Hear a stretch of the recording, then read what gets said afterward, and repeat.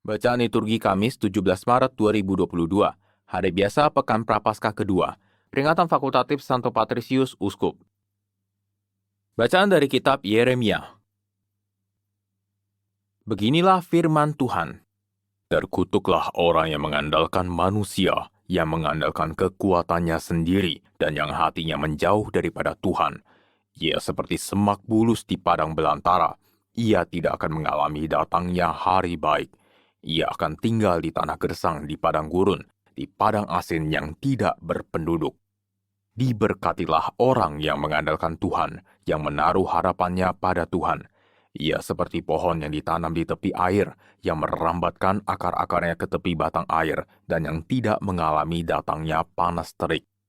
Ia seperti pohon yang daunnya tetap hijau, yang tidak khawatir dalam tahun kering, dan yang tidak berhenti menghasilkan buah.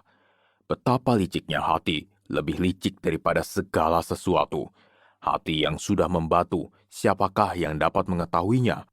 Aku, Tuhan, menyelidiki hati dan menguji batin, untuk memberi balasan kepada setiap orang setimpal dengan hasil perbuatannya. Demikianlah sabda Tuhan, syukur kepada Allah. Berbahagialah orang yang menaruh kepercayaannya pada Tuhan. Berbahagialah orang yang menaruh kepercayaannya pada Tuhan. Berbahagialah orang yang tidak berjalan menurut nasihat orang fasik, yang tidak berdiri di jalan orang berdosa, dan yang tidak duduk dalam kumpulan pencemooh, tetapi yang kesukaannya ialah hukum Tuhan, dan siang malam merenungkannya. Berbahagialah orang yang menaruh kepercayaannya pada Tuhan.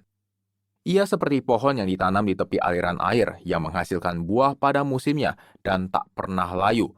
Apa saja yang diperbuatnya berhasil. Berbahagialah orang yang menaruh kepercayaannya pada Tuhan.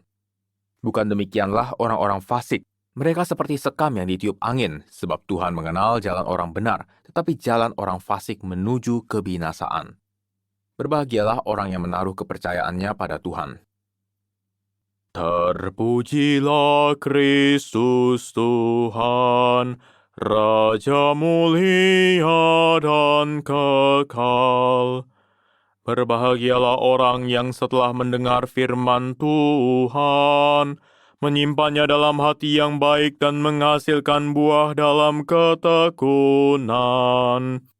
Terpujilah Kristus Tuhan, Raja mulia dan kekal. Inilah Injil suci menurut Lukas, dimuliakanlah Tuhan. Sekali peristiwa, Yesus berkata kepada murid-muridnya, "Ada seorang kaya yang selalu berpakaian jubah ungu dan kain halus, dan setiap hari ia bersukaria dalam kemewahan. Dan ada seorang pengemis bernama Lazarus, badannya penuh dengan borok. Ia berbaring dekat pintu rumah orang kaya itu dan ingin menghilangkan laparnya dengan apa yang jatuh dari meja orang kaya itu. Malahan anjing-anjing datang dan menjilat boroknya. Kemudian matilah orang miskin itu lalu dibawa oleh malaikat-malaikat ke pangkuan Abraham. Orang kaya itu juga mati lalu dikubur.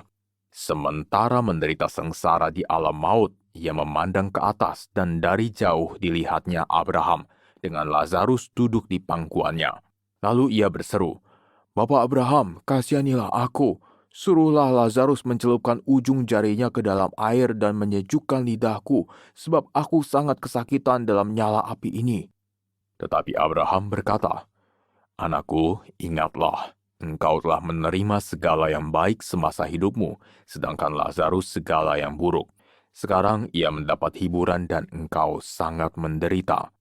Selain daripada itu, di antara kami dan engkau terbentang jurang yang tak terseberangi, sehingga mereka yang mau pergi dari sini kepadamu, ataupun mereka yang mau datang dari situ kepada kami, tidak dapat menyeberang.'